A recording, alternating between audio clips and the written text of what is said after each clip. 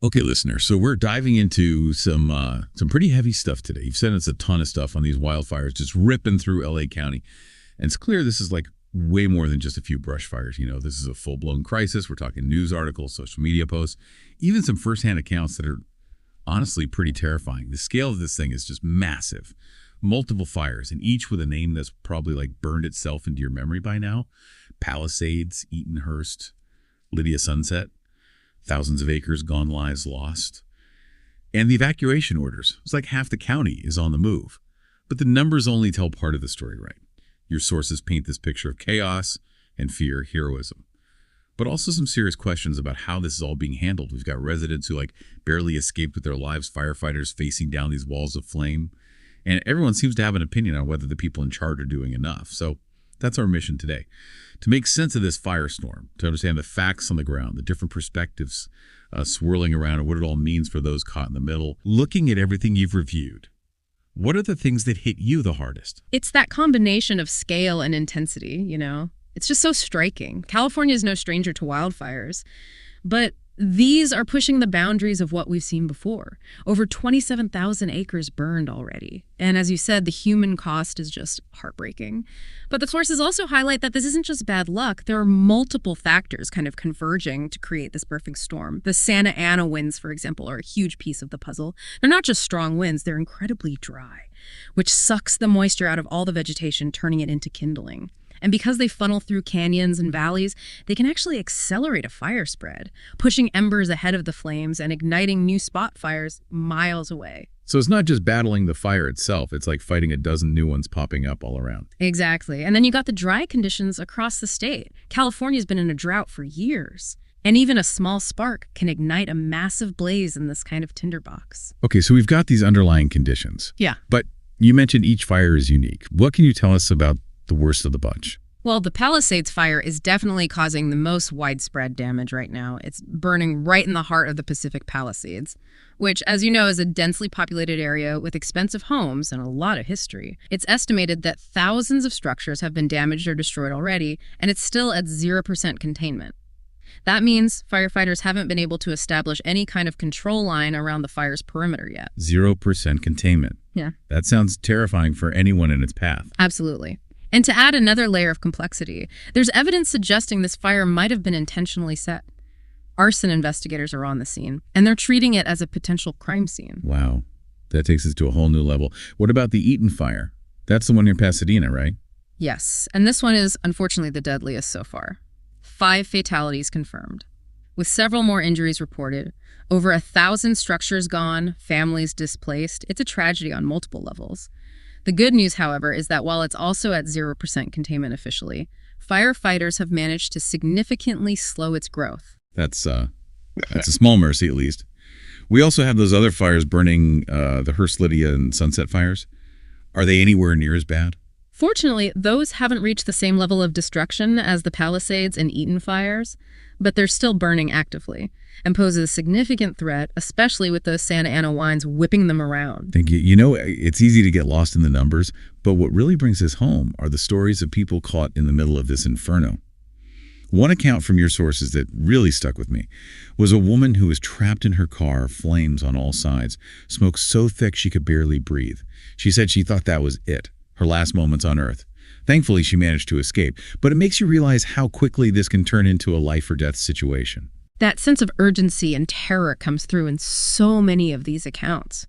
And it's not just about fleeing the flames. There are stories of people dealing with completely overwhelmed emergency services, neighbors banding together to fight the fires themselves because help wasn't arriving fast enough, stories of people filling fire hydrants with garden hoses because the water pressure had dropped so low. It paints a picture of a system stretched to its breaking point. And it makes you wonder if anyone could truly be prepared for something this intense. That's the million-dollar question, isn't it? We've talked about the fires themselves, but the human side of this disaster is just as compelling. One story that really grabbed my attention was about a man who had to fight the fire himself. Because the water pressure was so low, he was frantically trying to save his parents' house, filling fire hydrants with buckets, but it wasn't enough. He lost everything. Now he's questioning whether the city was truly ready for a disaster of this magnitude. That's a question a lot of people are asking. And it leads us directly into the controversies surrounding the response to these fires. Where does responsibility lie? Was enough done to prevent this or at least mitigate the damage? I think that's where things start to get really interesting and maybe a little heated. But before we dive into those controversies, let's take a moment to understand the incredible challenges these firefighters are facing. I mean, can you even imagine trying to control a fire being pushed around by 80-mile-per-hour winds? It's almost unimaginable, isn't it? Those Santa Ana winds make it incredibly difficult to predict a fire's path, let alone contain it. Plus, they can ground aerial support, which is often crucial in these situations. And even with all the resources we have, we're still essentially at the mercy of nature's fury. Absolutely. But despite those limitations, it's important to acknowledge the sheer heroism of the firefighters on the ground. Over 7,500 personnel have been deployed to fight these fires, including firefighters, support crews, even the National Guard. They're putting their lives on the line, battling exhaustion and incredibly dangerous conditions to protect people and property. It's truly inspiring. It is.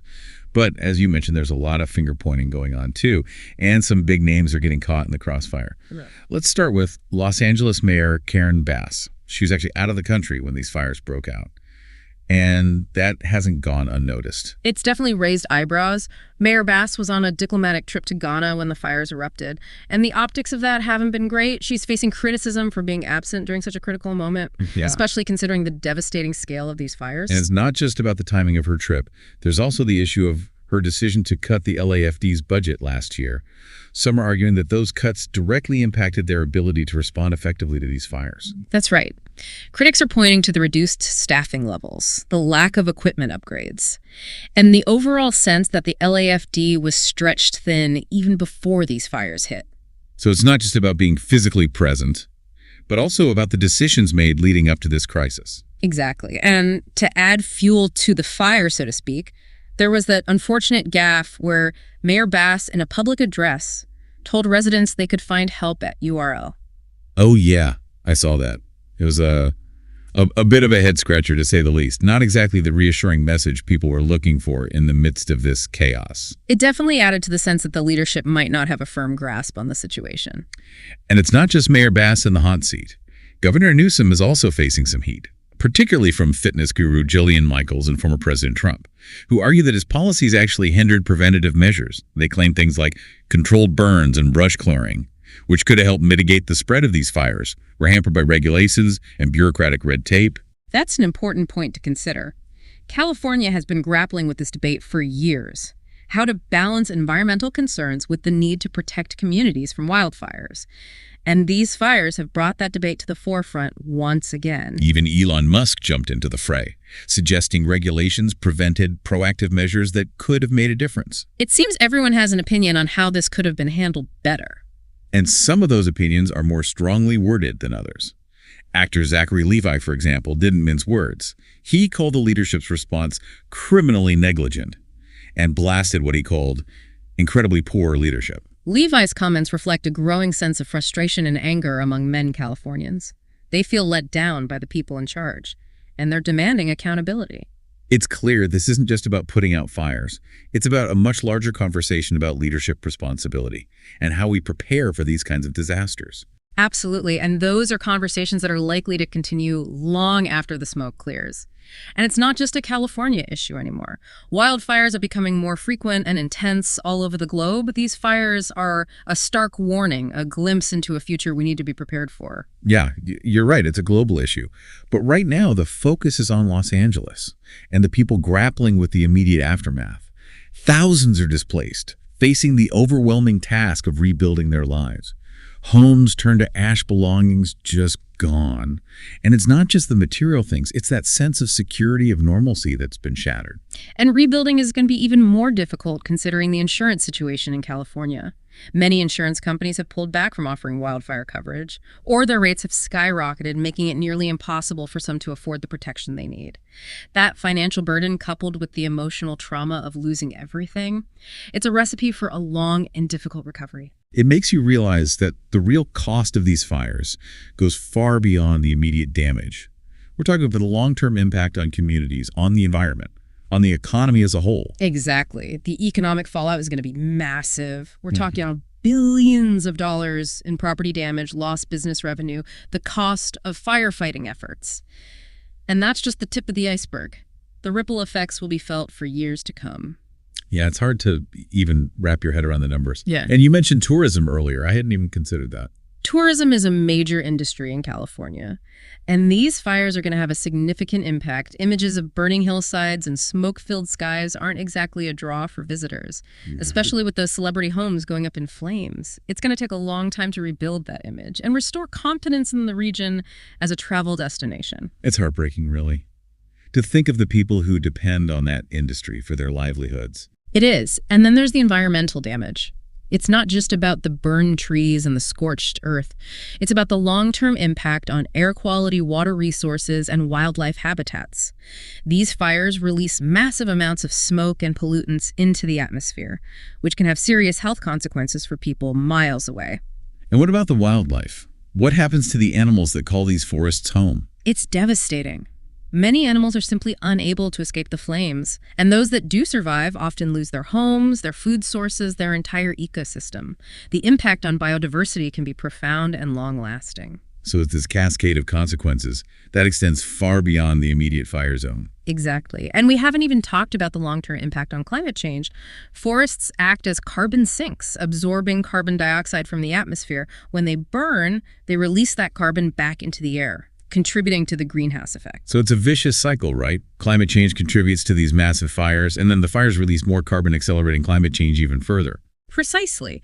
And it underscores the urgency of addressing climate change on a global scale. It feels overwhelming at times. It is a daunting challenge, no doubt. But I think it's important to remember that even small actions can make a difference. We can make choices in our daily lives that reduce our carbon footprint, support policies that promote clean energy and sustainable practices, and advocate for change on a larger scale. And as we're talking about accountability and leadership, I want to circle back to Mayor Bass and the criticism she's facing. It's understandable that people are looking for someone to blame, especially in the wake of such a devastating event. And Mayor Bass being out of the country during the initial outbreak of the fires, coupled with that URL gaffe, it's created a perception of being out of touch, perhaps even incompetent. Yeah, it seems like her response has become a lightning rod for a lot of the frustration and anger people are feeling. It has. And it raises some interesting questions about the role of leadership in times of crisis. What qualities do we expect from our leaders in these situations? What constitutes effective communication? How do we hold them accountable when they fall short? Yeah, it's easy to point fingers and criticize from the sidelines. But what would we have done differently if we were in her shoes? That's a thought-provoking question. I think it's important to try to understand the pressures and complexities of making decisions in the midst of a rapidly evolving crisis. You've mentioned the incredible efforts of the firefighters on the ground. What can you tell us about the specific tactics they're using to fight these fires? It seems like an almost impossible task, given the terrain, the winds, the sheer scale of these blazes. It is an incredibly difficult and dangerous job. They're essentially trying to outmaneuver a force of nature.